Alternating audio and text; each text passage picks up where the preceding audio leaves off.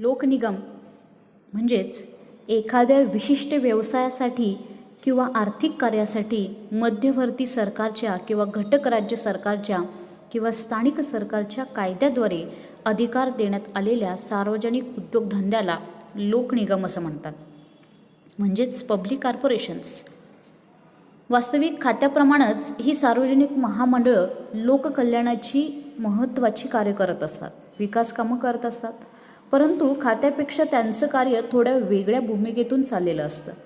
ही महामंडळं व्यापारी आणि व्यावसायिक दृष्टिकोनातून कार्य करत असतात. खात्याप्रमाणे त्यांच्यावर शासनाकडून अधिक नियंत्रण ठेवलं जात नाही. थोडक्यात सार्वजनिक महामंडळं ही राष्ट्रीय व्यवसायाच्या व्यवस्थापनासाठी एक उपयुक्त साधन म्हणून वापरली जात आहेत असं आपल्याला म्हणता येईल. यापूर्वी आपण लोकनिगमांची व्याख्या, अर्थ, वैशिष्ट्य, त्याचबरोबर लोकनिगमांची महत्त्वपूर्ण भूमिका काय आहे, लोकनिगम निर्मितीची कारणं आणि लोकनिगमांची वैशिष्ट्य अभ्यासलेली आहेत. सदर व्हिडिओच्या माध्यमातून आपण लोकनिगमांच्या निर्मितीचे उद्देश कोणकोणते आहेत हे अभ्यासायचं आहे. लोकनिगम निर्माण कशासाठी केली जातात किंबहुना लोकनिगमांची निर्मिती कोणत्या उद्देशप्राप्तीसाठी केली जाते याचा आढावा आपल्याला घ्यायचा आहे. लोकनिगमांच्या निर्मितीचे उद्देश लोकांना कर्जपुरवठा करण्यासाठी तसेच कर्जासंबंधीच्या इतर सोयी उपलब्ध करून देण्यासाठी काही लोकनिगमांची निर्मिती केली जाते. उदाहरणार्थ, रिझर्व्ह बँक ऑफ इंडिया हे महामंडळ देशातील बँकांच्या व्यवहारावर नियंत्रण ठेवून सरकारला आर्थिक धोरणासंबंधी सल्ला देत असते. देशामध्ये औद्योगिक ग्रामीण उद्योगधंद्यांना कर्जपुरवठा करणं, पतपुरवठा करणं, त्याचबरोबर त्यांच्या पद्धतीचं संचालन करणं ही कामं या रिझर्व्ह बँक ऑफ इंडिया किंवा इतर काही व्यवहारांवर नियंत्रण ठेवण्याचं कार्य हे या महामंडळाकडून चाललेलं असतं. त्याचबरोबर औद्योगिक वित्त महामंडळ, पुनर्वसन वित्त महामंडळ अशी काही प्रमंडळसुद्धा लोकांना, संस्थांना कर्जपुरवठा करत असतात. म्हणजेच एकंदरीत लोकांना कर्जपुरवठा करण्यासाठी, कर्जासंबंधीच्या इतर सोयीसुविधा उपलब्ध करून देण्यासाठी काही लोकनिगम हे निर्माण करण्यात आलेले आहेत. त्यानंतर त्याचा दुसरा उद्देश आहे, लोकनिगम निर्मिती पाठीमागील दुसरा उद्देश म्हणजे काही विशिष्ट उद्योगधंद्यांचे आणि व्यापारविषयक उद्योगधंद्यांचे संचालन आणि व्यवस्थापन करण्यासाठी काही प्रमंडळ निर्माण केली जातात. उदाहरणार्थ, भारतातील विमान वाहतुकीसंबंधी इंडियन एअरलाइन्स आणि एअर इंडिया इंटरनॅशनल अशी प्रमंडळ निर्माण केलेली आहेत.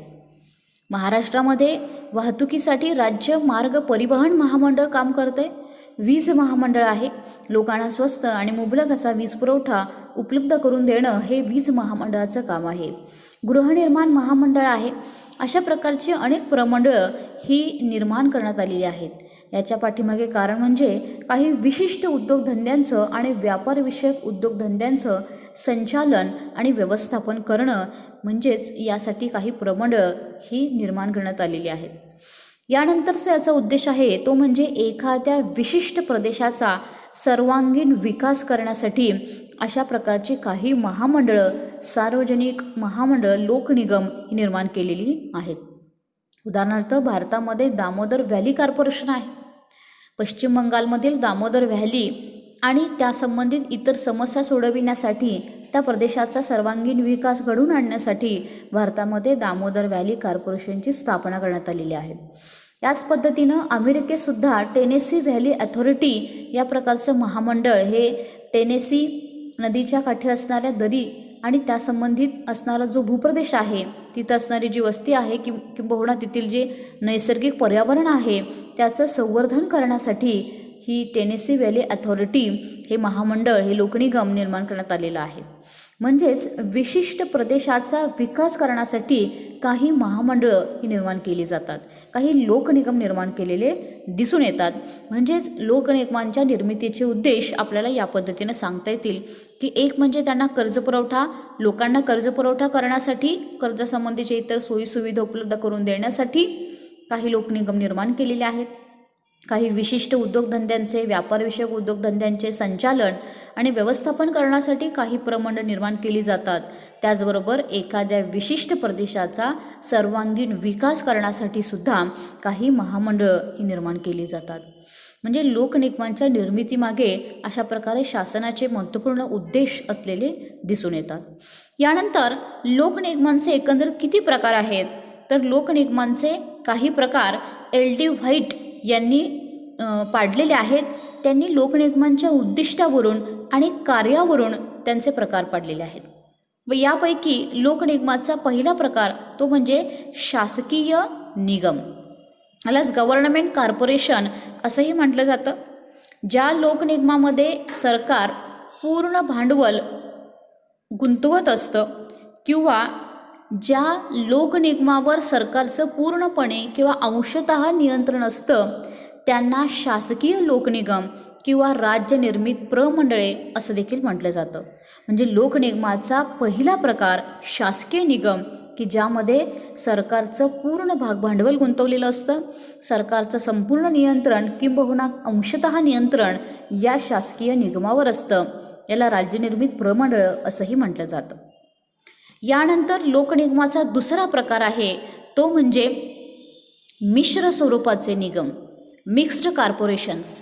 ज्या लोकनिगमात काही प्रमाणात सरकारचं भागभांडवल गुंतवलेलं असतं आणि पुष्कळचं भागभांडवल हे खाजगीरित्या गोळा केलेलं असतं आणि ज्यावर सरकार आणि खाजगी व्यक्ती यांचं स्वामित्व असतं, परंतु ज्यांचं नियंत्रण खाजगी व्यक्तीकडून होत असतं त्यांना मिश्र स्वरूपाची प्रमंडळे असं म्हटलं जातं.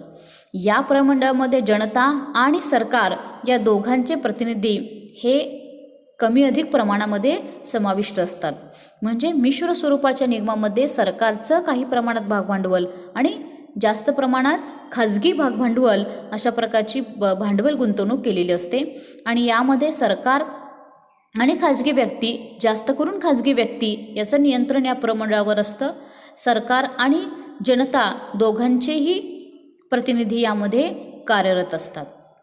यानंतरचा लोकनिगमांचा प्रकार आहे तो म्हणजे खाजगी निगम, प्रायव्हेट कॉर्पोरेशन्स. ज्या लोकनिगमात भांडवलाचा पुरवठा हा खाजगीरित्या केला जातो, परंतु जी राज्याच्या कायद्यानुसार निर्माण झालेली असतात त्यांना खाजगी प्रमंडळं असं म्हणतात. अशा प्रमंडळांवर सरकारचे प्रतिनिधी नसतात आणि त्यांच्या कार्यावर सरकारमार्फत देखरेख, नियंत्रण केले जाते.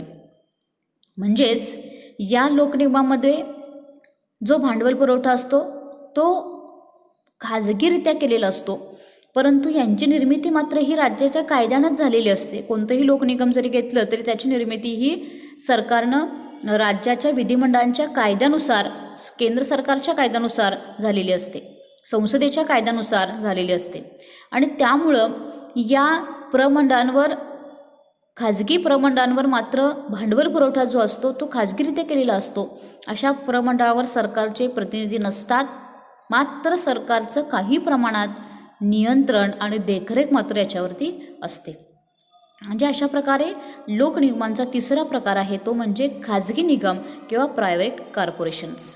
आता या पद्धतीनं शासकीय निगम, मिश्र स्वरूपाचे निगम आणि खाजगी निगम असे लोकनिगमाचे 3 प्रमुख प्रकार आढळून येत असले तरीही लोकप्रशासनाच्या अभ्यासाच्या दृष्टीनं पहिला प्रकार जो आहे म्हणजे शासकीय निगम किंवा सरकारी प्रमंडळ हा खूप महत्त्वाचा आहे.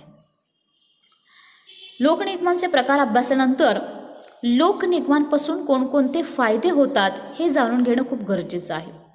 हे लोकनिगम कशासाठी महत्त्वाचे आहेत, यांच्याकडून काय फायदा जनतेला होतो किंवा सरकारची कोणती उद्देश यामधून पूर्ण होतात हे पाहणं गरजेचं आहे. खात्याप्रमाणेच लोककल्याणाची कार्य पार पाडण्यासाठी राज्याने राज्यनिर्मित प्रमंडळांची निर्मिती केलेली आहे. खात्याहून थोडीशी स्वतंत्रपणे आणि व्यापारी व व्यावसायिक भूमिकेतून ही प्रमंडळ कार्य करत असतात. अलीकडे पाहिलं तर 20व्या शतकामध्ये खात्याप्रमाणेच सार्वजनिक प्रमंडळ देखील तितकीच आवश्यक आणि तितकीच महत्त्वाची मानली जात आहेत. Professor W.A. रॉबसन यांनी असं म्हटलेलं आहे की राजकीय संघटना आणि राज्याची सनदशीर कृती यात झालेल्या महत्त्वाच्या बदलांपैकी लोकनिगम पद्धती हा एक अत्यंत महत्त्वपूर्ण बदल होय. Corporation system is one of the most important innovations in political organisation and constitutional practice. म्हणजेच राजकीय संघटना आणि राज्यांची सनदशीर कृती यामध्ये काही महत्त्वपूर्ण बदल घडून आले आणि या महत्त्वपूर्ण बदलांपैकी सगळ्यात महत्त्वपूर्ण बदल म्हणजे लोकनिगम पद्धती, पब्लिक कॉर्पोरेशन्स हा होय. लोकनिगम ही 20व्या शतकाने लोकप्रशासनाला दिलेली एक महत्त्वपूर्ण देणगी आहे. आता याच्या लोकनिगमांपासून कोणते फायदे होतात? लोकनिगमांचा पहिला फायदा असा सांगता येईल की राज्यनिर्मित प्रमंडळे ही राजकीय क्षेत्रापासून पूर्णपणे अलिप्त असतात. त्यांच्या कार्यावर पक्षीय राजकारण, पक्षीय दडपण यांचा काहीही परिणाम होत नाही. प्रमंडळं ही राजकारणापासून मुक्त असतात. या प्रमंडळात घेतले जाणारे निर्णय पूर्णपणे गुणात्मक दृष्टीने स्वतंत्र घेतले जातात. जे राजकारणाचा त्या निर्णयावर किंवा कृतीवर काहीही परिणाम होत नाही. त्यामुळं प्रशासनातील कार्यक्षमता वाढते आणि निश्चित हेतू सफल होतो. म्हणजे लोकनिगम पद्धतीचा पहिला फायदा असं सांगता येईल की राज्यनिर्मित प्रमंडळे ही राजकीय क्षेत्रापासून पूर्णपणे अलिप्त असतात. त्यांच्या कार्यावर पक्षीय राजकारण असेल किंवा पक्ष दडपण असेल यांचा परिणाम होत नाही. जसं शासनाची जी खाती असतात, सरकारी खाती, त्याच्यामध्ये त्याचा प्रमुख हा मंत्री असतो, राजकीय प्रमुख, त्यामुळे त्याचं संपूर्ण नियंत्रण खात्यावर असतं.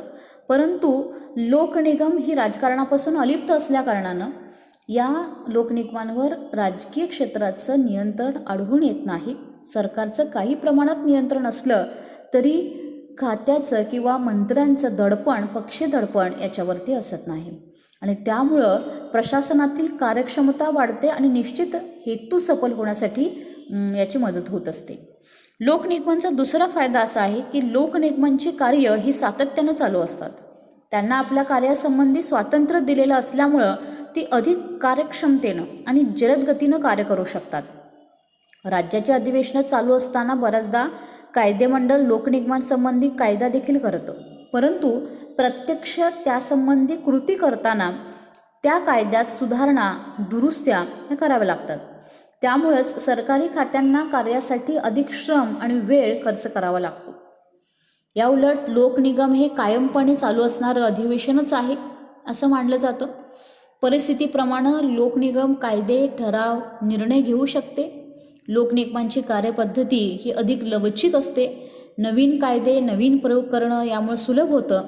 लोकनिगमांमध्ये अनेक कुशल, निष्णात कर्मचारी असतात. त्यामुळं लोकनिगमांचं कार्य हे अधिक कार्यक्षमतेनं पार पाडता येतं. म्हणजेच खात्यांप्रमाणे जसं खात्याचा मंत्री बदलला की खात्याचा कार्यभार थोडासा थंडावला जातो, दुसऱ्या खात्याचा राजकीय प्रमुख येईपर्यंत वाट पाहावी लागते, किंबहुना बऱ्याचदा खात्यांच्याकडून जे वर्तन होतं त्याच्यामध्ये भ्रष्टाचार आढळून येतो. तसं लोकनिगमांमध्ये आढळून येत नाही. लोकनिगमांचं कार्य हे सातत्यानं चालू असतं. आपल्या कार्यासंबंधी त्यांना स्वातंत्र्य दिल्या कारणानं ती अधिक कार्यक्षमतेनं आणि जलद गतीनं कार्य करू शकतात. यानंतर त्याचा तिसरा फायदा असा आहे की लोकनिगमांना त्यांच्या दैनंदिन कामकाजासंबंधी स्वातंत्र्य दिलेलं असतं आणि त्याचमुळं आर्थिक स्वातंत्र्यही दिल्या कारणानं सरकारी नियंत्रणापासून ती अलिप्त राहून कार्य करू शकतात. त्यामुळे लोकनिगमांमध्ये अकार्यक्षमता, दिरंगाई, बेजबाबदारपणा असे दोषच निर्माण होऊ शकत नाहीत. किंबहुना सरकारी खात्यात आपण पाहतो की जसा भ्रष्टाचार आढळून येतो, बऱ्याच सरकारी खात्यांच्यामध्ये भ्रष्टाचाराची समस्या उद्भवते, तशा पद्धतीनं लोकनिगमांमध्ये आढळून येत नाही. लोकनिगमांना आर्थिक स्वातंत्र्य दिलेलं असतं. लोकनिगम एक कायदेशीर व्यक्ती मानून कडून काही चुका झाल्या तर न्यायालयाकडे धाव घेता येते. किंबहुना एखाद्या व्यक्ती किंवा संस्थेकडून लोकनिगमाला काही इजा पोचली तरीही देखील लोकनिगम न्यायालयाकडे धाव घेऊ शकते. म्हणजेच त्यांना आपल्या कार्याबाबतीत स्वातंत्र्य दिलेलं आहे. त्यामुळं लोकनिगमांमध्ये अकार्यक्षमता किंवा बेजबाबदारपणा, दिरंगाई असे दोष जे सरकारी खात्यामध्ये आढळून येतात, सरकारी प्रशासनात आढळून येतात, तसे दोष लोकनिगमांमध्ये आढळून येत नाहीत. यानंतरचा फायदा सांगता येईल की तो म्हणजे सरकारी कामाचा, विशेषतः विधिमंडळाच्या कामाचा ताण कमी करण्यासाठी लोकनिगम पद्धती ही उपयुक्त ठरलेली आहे.